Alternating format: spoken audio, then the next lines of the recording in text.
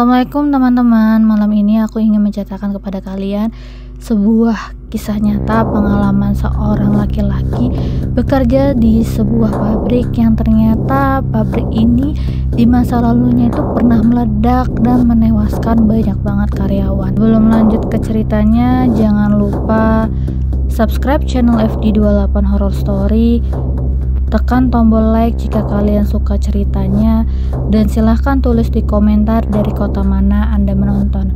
Pastikan Anda menonton sampai selesai karena setiap detiknya penuh misteri yang belum pernah terpecahkan.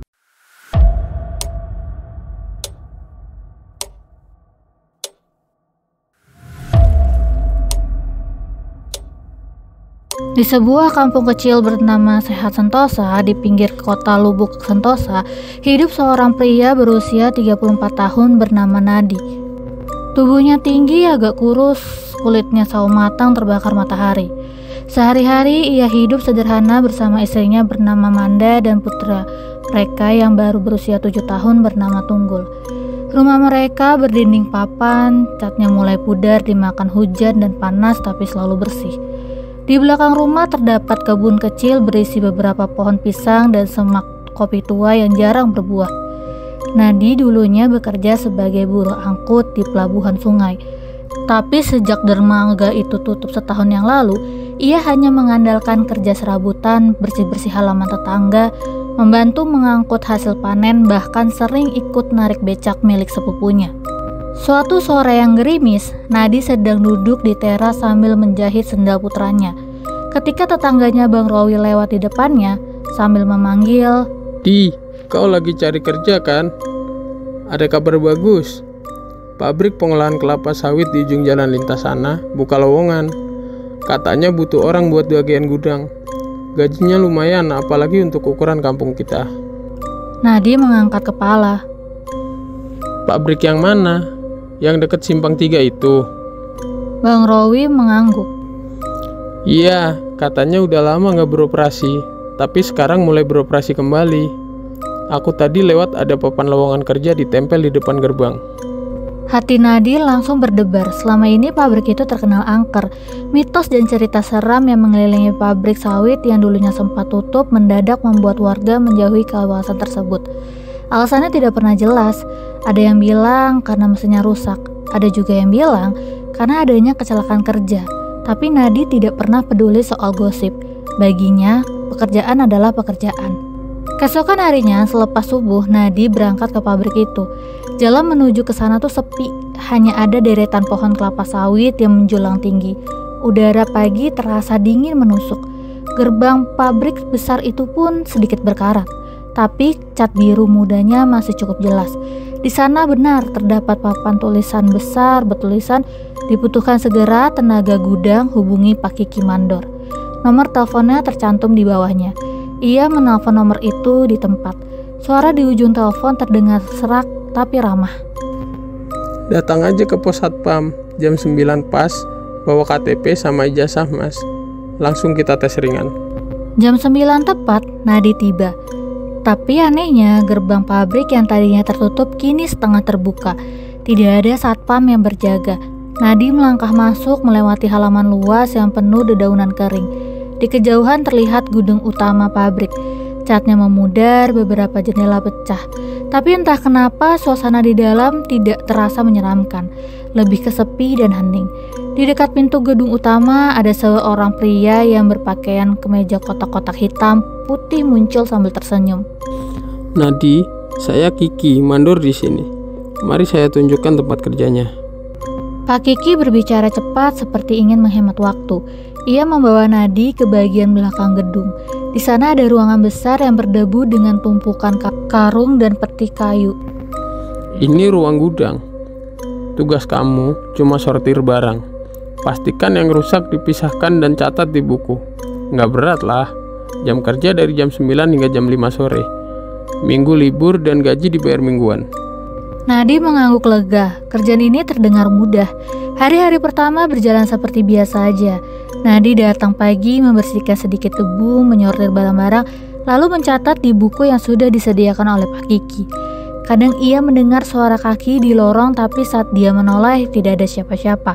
Pernah juga dia merasa ada orang yang manggil-manggil dari kejauhan, namun saat ia keluar, halaman pabrik tetap kosong. Lumayan man, gak berat kerjanya. Gaji mingguan pula. Minggu depan katanya dapat bayaran pertama. Manda senang tapi ada sorot ragu di matanya.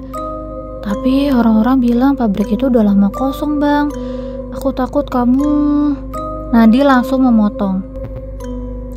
Mungkin orang-orang belum tahu kalau pabrik itu buka lagi. Atau baru gudangnya aja yang beroperasi. Buktinya aku kerja di sana. Ada aja yang mesti disortir. Lagi pula, aku lihat sendiri, Pak Kiki tiap pagi datang. Namun di malam ke-7 sebuah kejadian membuat Nadi bertanya-tanya. Saat itu hujan deras mengguyur kampung. Nadi sedang duduk di ruang tamu menambah resleting tas kerjanya. Ketika terdengar ketukan di pintu, ketukan itu pelan tapi berulang. Manda membukakan pintu tapi nggak ada siapa-siapa. Yang ada hanya udara dingin dan tanah basah. Saat pintu ditutup, Nadi memperhatikan sesuatu di lantai depan terasnya. Sebuah catatan buku tua dengan sampul hitam kusam. Buku itu sama persis dengan buku inventaris yang selalu ia pakai di gudang. Saat ia membukanya, halaman-halamannya kosong, kecuali di bagian belakang ada satu kalimat tertulis dengan tinta merah, "Kau sendirian di sana." Malam itu hujan masih turun deras mengetuk-ngetuk atap rumah Seng Nadi. Manda duduk diam di dekat lampu minyak memandangi buku hitam yang baru aja mereka temuin di teras. "Bang, ini buku yang ada di pabrik itu kan? Kok bisa ada di sini sih?" Tanya Manda pelan, seolah kalau suaranya terlalu keras akan manggil sesuatu yang tidak diinginkan. Nadi pun mengangguk pelan. Iya, sama persis. Tapi ini bukan punyaku. Bukuku masih di gudang. Nadi mencoba menertawakan situasi, menganggapnya mungkin ulah anak-anak kampung yang usil. Namun kalimat merah yang ada di halaman belakang buku itu tidak hilang dari pikirannya. "Kau sendirian di sana." Tulisan itu seperti menusuk di kepalanya. Gelisah semalaman. Keesokan harinya Nadi tetap berangkat kerja. Ia berusaha menganggap semua ini hanya kebetulan. Saat tiba di pabrik, Pak Kiki sudah ada di depan gudang. Anehnya, pria itu tampak tergesa-gesa dan tidak seperti biasanya. "Di, hari ini kau kerja sendirian ya? Saya ada urusan keluar. Selesai jam 5 langsung pulang." Ucap Pak Kiki singkat sebelum pergi tanpa memberikan kesempatan untuk bertanya lebih lanjut. Tapi itu semakin terasa, suara hujan semalam diganti oleh suara derit engsel pintu gudang yang berat. Nadi mulai bekerja seperti biasanya, memeriksa karung, mencatat, dan menyusun kembali. Namun beberapa kali ia mendengar suara seperti orang menggeser peti di sudut gelap gudang. Saat ia mendekat, sudut itu kosong. Debu di lantai bahkan tidak terganggu sama sekali. Pukul 11 siang, ia memutuskan untuk menghirup udara segar. Di halaman pabrik, ia melihat seorang wanita tua berkerudung lusuh berdiri di dekat gerbang. Wanita itu menatapnya lama, kemudian menggeleng-geleng pelan. Sebelum Nadi mendekat, wanita itu berjalan pergi. Langkahnya pelan tapi tidak menoleh sama sekali. Sore hari saat pulang, ia bertemu dengan Bang Rowi di ujung gang. Lelaki itu sedang menjemur jala ikan. "Di, kamu kerja di pabrik sawit itu? Kau hati-hatilah. Orang-orang tua di kampung sini bilang pabrik itu tutup sejak kecelakaan besar 5 tahun yang lalu. Mandornya kalau gak salah namanya juga Kiki, tapi dia udah meninggal." Nadi pun terdiam. "Meninggal? Kau pasti salah orang bang. Aku tiap hari ketemu Pak Kiki." Bang Rowi mengangkat bahunya. "Entahlah, aku cuma cerita apa yang aku dengar. Kalau kau tidak percaya, kau tanyakan saja sama babe warung di ujung jalan. Dia saksi waktu kejadian." Ucapan itu membuat Nadi gak bisa tidur malamnya. Manda mencoba menenangkannya. "Mungkin cuma namanya yang sama bang, jangan terlalu dipikirin ya." Tapi di hati kecilnya, Manda pun mulai merasa tidak tenang. Apalagi malam itu mereka kembali mendengar ketukan di pintu. 3 kali pelan namun teratur. Saat dibuka tidak ada siapa-siapa, hanya bau minyak solar samar-samar. Bau yang sama dengan yang biasa tercium di gudang pabrik. Hari berikutnya, Nadi memberanikan diri ke warung babe sebelum berangkat kerja. Laki-laki tua itu menatapnya lekat-lekat ketika ia menanyakan tentang pabrik. "Nah, pabrik itu memang pernah jaya. Tapi waktu 5 tahun lalu, tangki penyimpanan meledak. Banyak pekerja tewas termasuk mandornya. Kiki namanya. Sejak saat itu, pabrik dibiarkan kosong. Gak ada lagi yang kerja di sana. Kalau kau bilang tiap hari ke sana, hati-hati. Jangan-jangan yang kau temui bukan orang. Ucapan itu membuat bulu kuduk Nadi meremang, namun pikirannya berusaha membantah. Tidak mungkin, aku ngobrol langsung kok. Aku memegang buku, aku memindahkan karung, itu semua nyata. Meski begitu, saat ia tiba di pabrik itu, suasana terasa berbeda. Gerbang terbuka lebar, namun halamannya sepi. Tidak ada jejak ban kendaraan, tidak ada suara mesin di dalam gudang. Semua karung yang semalam ia susun rapi kembali berserakan. Dan di meja kerjanya, buku catatan yang ia tinggalkan kemarin kini terbuka. Di halaman terakhir ada tulisan baru di sana dengan tinta merah. Buku itu seharusnya tidak ada di rumahmu. Pagi itu Nadi berangkat kerja seperti biasanya. Namun sebelum ia melangkah keluar rumah, Manda menarik tangannya. Bang, kalau kamu ngerasa ada yang aneh, jangan dipaksa ya. Uang tuh bisa dicari, tapi kalau sampai kamu sakit atau kenapa-napa. Nadi tersenyum menenangkan. Aku baik-baik aja, Man. Mungkin cuma kebetulan. Lagian kalau aku berhenti, kita mau makan apa bulan depan? Manda terdiam menunduk. Ia tahu suaminya keras kepala kalau menyangkut pekerjaan. Perjalanan menuju pabrik itu terasa lebih sunyi dari biasanya. Burung-burung yang biasanya riuh kini diam. Angin membawa aroma minyak solar yang tajam. Padahal jarak antara pabrik ke rumahnya itu hampir 1 kilometer. Sampai di sana, Nadi tidak melihat Pak Kiki dimanapun. Ia berusaha memanggil tapi yang menjawab hanya gema suaranya sendiri. Tidak ada pekerja lain, tidak ada suara mesin. Ia memutuskan untuk tetap bekerja. Karung-karung itu harus dipindahkan ke sisi kiri gudang sesuai instruksi kemarin. Tangannya mulai berdebu, punggungnya basah oleh keringat. Namun ketika ia berhenti untuk minum, ia terkejut. Jam tangannya menunjukkan pukul 4 sore. Padahal ia merasa baru bekerja sekitar 1 jam. Ia keluar gudang untuk melihat cahaya matahari. Dan benar saja, langit sudah berwarna oranye seperti menjelang senja. Bagaimana mungkin waktu berjalan secepat itu? Dalam perjalanan pulang, ia melewati rumah Bang Rowi. Tetangga itu sedang duduk di teras sambil merokok. Melihat Nadi, wajahnya terlihat tegang. Di, kamu baru pulang? Aku tadi siang lewat pabrik. Dari luar gerbangnya terkunci rapat. Tidak ada orang, bahkan ku dengar suara jangkrik aja dari jauh. Nadi menelan ludah. Tapi aku di dalam seharian, Bang. Aku kerja seperti biasa. Bang Rowi menatapnya lama-lama lalu menggeleng. Entahlah, tapi kalau boleh, besok aku mau ikut kau ke sana, biar aku lihat sendiri. Malamnya Nadi menceritakan semua ke Manda. Wanita itu mulai pucat mendengarnya. Bang, itu udah gak wajar.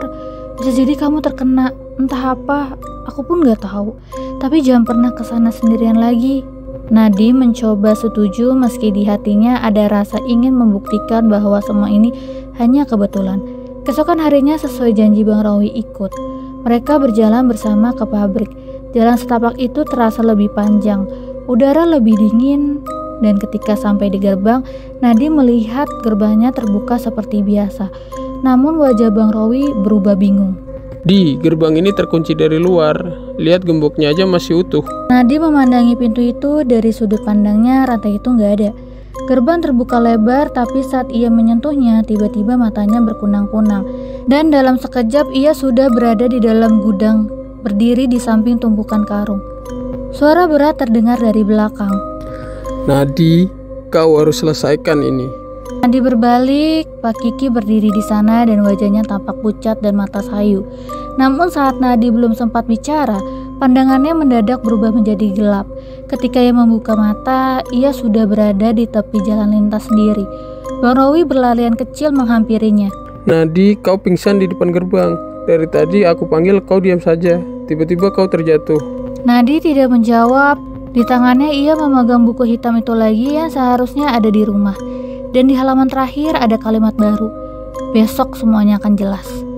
Sejak membaca kalimat tersebut, Nadi sulit tidur. Setiap kali ia memejamkan mata, ia melihat bayangan lorong pabrik yang panjang berdebu dan cahaya lampu redup berwarna kuning yang bergoyang-goyang seperti lampu minyak. Manda tidur memunggunginya, tapi Nadi tahu istrinya juga gelisah. Nafas Manda lebih berat dan sesekali ia menarik selimut lebih rapat. Menjelang subuh, Nadi membuat keputusan. Hari ini ia akan pergi ke pabrik sendirian tidak ditemani oleh Bang Rowi atau siapapun. Ia merasa harus menyelesaikan sesuatu meskipun ia tidak tahu apapun itu. Pagi itu langit mendung tebal, jalan menuju pabrik terasa lebih sunyi dari biasanya. Seperti suara alam meredam dirinya sendiri. Saat sampai di gerbang, Nadi mendapati gerbang itu setengah terbuka tanpa rantai atau gembok. Bau minyak solar menyengat bercampur dengan aroma besi karat. Begitu melangkah masuk, suasana berubah drastis. Udara di dalam lebih dingin, cahaya matahari seolah tidak masuk sama sekali. Padahal gerbang terbuka dengan lebarnya. Lorong menuju gudang diterangi lampu redup yang berkedip-kedip. Suara langkah kakinya bergema panjang. Di dalam gudang, semua karung dan peti yang biasanya ada kini lenyap. Hanya ada lantai kosong, berdebu dan buku hitam yang terletak di tengah ruangan. Nadi mendekat, membungkuk dan mengambil buku tersebut. Ketika Nadi membukanya, halaman-halaman kini penuh tulisan. Nama-nama puluhan hingga ratusan. Sebagian nama ia kenal, nama-nama orang-orang kampung yang dulunya bekerja di pabrik itu. Di halaman terakhir, ia melihat sesuatu yang membuat dadanya sesak. Nadi bin Sawito, gudang 7 hari. Tiba-tiba terdengar suara langkah kaki di belakangnya. Nadi pun berbalik, Pak Kiki berada di ambang pintu. Wajahnya pucat pasi, mata cekung, bibirnya bergerak pelan. Kau seharusnya tidak ada di sini. Tapi sejak hari pertama kau masuk, kau sudah terikat 7 hari. Itu batasnya. Kalau kau bertahan hingga malam ini, kau akan tetap di sini selamanya. Nadi menelan ludah. Terikat? Maksud Bapak apa? Pak Kiki menatapnya lama, kemudian berjalan mendekat. Kini memang lama kosong. Yang kau lihat selama ini adalah bayangan masa lalu. Setiap kali kau datang, kau bekerja di antara mereka yang sudah pergi. Dan buku itu adalah daftar yang gak boleh bertambah. Udara di sekeliling mendadak terasa lebih dingin. Dari sudut ruangan muncul sosok-sosok buram seperti bayangan manusia bekerja, mengangkat karung, menulis di atas meja.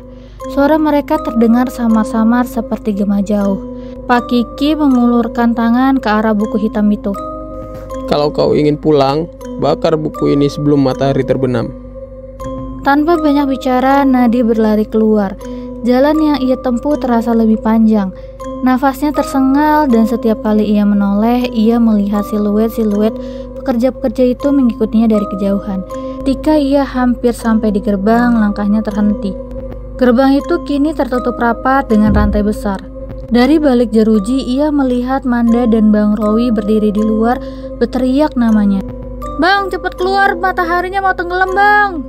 Teriak Manda, wajahnya pucat dan matanya berlinang. Nadi menatap buku di tangannya, lalu menatap sekelilingnya. Sosok-sosok buram kini berdiri mengelilingnya. Semakin lama, sosoknya menjadi semakin jelas. Beberapa tanpa wajah, beberapa dengan luka di kepala dan tubuh. Di tengah ketakutan itu, ia teringat akan pesan Pak Kiki. Dengan tangan gemetar, ia mengeluarkan korek api kecil dari sakunya. Api pertama gagal seperti angin dingin meniupnya padam. Ia mencoba lagi dan kali ini api menyala. Ketika lidah api menyentuh sampul buku, suara teriakan nyaring terdengar di seluruh pabrik. Sosok-sosok buram memudar satu persatu dan rantai gerbang terlepas dengan sendirinya. Nadi segera berlari keluar, langsung dipeluk Manda yang menangis. Mereka berlari menjauh tanpa menoleh ke belakang. Namun di detik terakhir sebelum tikungan, Nadi sempat melihat sosok Pak Kiki berdiri di depan gerbang pabrik, tersenyum tipis sambil mengangguk lalu menghilang perlahan seperti kabut. Sore itu setelah berhasil keluar dari pabrik, Nadi dan Manda tidak langsung pulang. Mereka duduk di teras Bang Rowi sambil menenangkan nafas. Dia masih menggenggam tangan suaminya erat-erat, seolah takut Nadi akan menghilang jika dilepas. Bang Rowi menatapnya dengan serius. Ki, dari jauh aku lihat kau berdiri di depan gerbang. Diam seperti patung, tapi waktu aku dan Manda teriak-teriak, kau malah kelihatan berjalan masuk lebih dalam. Tiba-tiba aja kau lari keluar. Apa yang sebenarnya terjadi di dalam? Nadi terdiam lama, ia ingin menceritakan semuanya tapi suaranya tercekat. Akhirnya ia berkata pelan. Ada sesuatu yang mengikatku di sana. Dan satu-satunya cara keluar adalah dengan cara membakar buku itu. Rowi mengernyit. Buku? Dia mengangguk, tapi saat ia merogoh ke sakunya, buku itu sudah tidak ada. Hanya ada sisa abu tipis di telapak tangannya. Malam itu Manda membuatkan teh panas, mereka duduk berdua di dapur, lampu redup, suara jangkrik terdengar dari luar. "Bang, aku takut kehilanganmu," ucap Manda lirih sambil menunduk. Aku juga takut, Man. Tapi entah kenapa ada yang ingin aku tahu di sana. Bukan cuma soal hantu, apa pabrik kosong, tapi lebih dari itu. Manda menatap suaminya.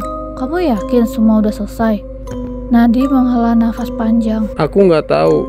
Besok paginya kabar menyebar dengan cepat di kampungnya. Beberapa orang mengaku melihat asap tipis di area pabrik semalam, padahal nggak ada yang tinggal di sana. Babe, pemilik warung, datang menemui Nadi. Wajahnya serius tapi suaranya lembut. "Nah, kau mungkin sudah terselamatkan. Banyak yang tidak kembali kalau sudah masuk daftar di buku itu. Kau mungkin salah satu yang beruntung." Nadi menatap Babe. Babe tahu soal buku itu. Laki-laki tua itu mengangguk pelan. Buku itu milik mandor lama, Kiki. Dia yang mencatat semua pekerja. Setelah kecelakaan, nama terakhir yang ia tulis adalah namanya sendiri. Sejak itu, katanya kalau ada orang baru masuk dan tertulis di buku itu, dia nggak akan bisa keluar. Manda menggenggam lengan Nadi lebih erat mendengar penjelasannya itu. Malamnya Nadi duduk di teras seorang diri. Angin membawa samar aroma minyak solar. Ia memandang jauh ke arah jalan menuju pabrik, gelap, pekat, di bawah cahaya bulan separuh. Dalam hati, ia seperti melihat sosok Pak Kiki di ujung jalan, memberi isyarat hormat lalu menghilang. Alih-alih takut, Nadi merasakan sesuatu yang aneh seperti rasa terima kasih. Mungkin meski sudah tidak hidup lagi, Pak Kiki sudah menolongnya keluar dari tempat itu. Sejak kejadian itu, Nadi udah gak pernah menginjakkan kakinya di area pabrik. Jalan setapak menuju gerbang yang ia lalui setiap pagi kini seperti memiliki bayangan sendiri, sunyi. Hari-hari berikutnya ia membantu Bang Rowi memperbaiki perahu dan menjadi buruh angkut di pasar. Penghasilannya memang tidak sebesar kerja di pabrik. Manda terlihat lebih lega, senyum istrinya kembali muncul dan tawa tunggul anak mereka kembali memenuhi rumah. Namun kadang-kadang saat Nadi melintas di simpang 3 dekat pabrik, ia melihat gerbangnya terbuka sedikit. Tidak ada suara, tidak ada cahaya. Tapi di kejauhan ia merasa ada sosok berdiri. Mungkin hanya imajinasi, mungkin juga tidak. Suatu sore, Manda memanggilnya dari dapur. "Bang, ada orang tua yang nyari kamu nih." Nadi keluar dan berdirilah seorang perempuan tua berkerudung lusuh. Wanita itu yang pernah ia lihat di gerbang pada hari-hari awal ia bekerja di sana. "Nak, ini milikmu," ucapnya sambil menyerahkan sesuatu. Di tangannya sebuah potongan kecil sampul buku hitam. Bagian pinggirnya hangus, tapi di sudutnya masih tertulis namanya, Nadi bin Sawito. "Itu sisa yang tersisa. Simpan baik-baik, biar kamu ingat bukan semua yang terlihat itu nyata dan bukan semua yang nyata itu bisa dilihat," katanya lalu berjalan pergi tanpa menoleh. Nadi memanggilnya tapi perempuan itu sudah menghilang di tikungan gang. Malamnya ia duduk di teras sambil memandangi potongan buku itu. Manda duduk di sampingnya, Tunggul tidur di pangkuannya. "Bang, kamu akan buang itu?" tanya Manda. Nadi menggeleng pelan. "Tidak, aku ingin simpan, supaya aku ingat hidup ini bukan cuma soal kerja dan uang, tapi juga soal pulang." Manda menatapnya lama, lalu tersenyum hangat. Angin malam berhembus pelan membawa aroma bunga pisang dari kebun belakang. Untuk pertama kalinya setelah seminggu yang menegangkan, dada Nadi terasa benar-benar lega. Beberapa hari kemudian beredar bahwa pemerintah akan membongkar pabrik sawit tua itu untuk dijadikan gudang logistik. Orang-orang kampung menjadi heboh membicarakan rencana itu. Sebagian setuju, sebagian justru menjadi takut. Bagi Nadi, pabrik itu bukan sekedar bangunan, ia adalah dunia lain yang berjalan di samping kita. Kadang terlihat, kadang tidak, dan kadang memanggil kita tanpa kita sadari. Suatu malam ketika bulan purnama menggantung rendah, ia kembali bermimpi. Dalam mimpinya, ia berdiri di halaman pabrik. Semua lampu menyala, suara mesin bergemuruh. Pekerja-pekerja lalu lalang, dan di ujung lorong Pak Kiki berdiri. Pria itu mengangkat tangannya, tersenyum dan berkata, "Kau sudah pulang. Terima kasih." Nadi terbangun dengan senyum kecil di bibirnya. Ia memandang ke arah Mandai yang tidur nyenyak di sampingnya. Untuk pertama kalinya, ia sepenuhnya merasa bebas. Terima kasih yang udah menonton channel FD28 Horror Story. Terus dukung channel ini dengan cara komen, like, share, subscribe. Mohon maaf apabila ada kesamaan nama tokoh, tempat kejadian, atau cerita, karena itu semua adalah kebetulan semata.